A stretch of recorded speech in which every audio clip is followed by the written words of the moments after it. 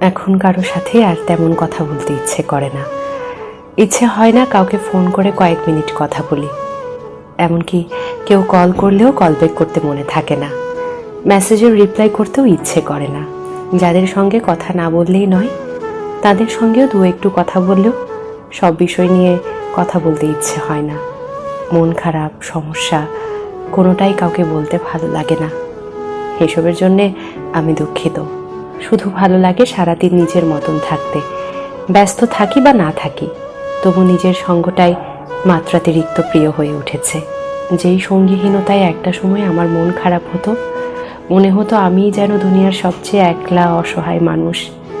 সেই খারাপ লাগা, সেই একাকিত্ব আজ যেন সব থেকে বেশি প্রিয় হয়ে উঠেছে। এখন অমুক বন্ধু খোঁজ না নিলেও আর খারাপ লাগে না। কেউ ভুল বুঝলেও নিজেকে আর প্রমাণ করতে ভালো লাগে না।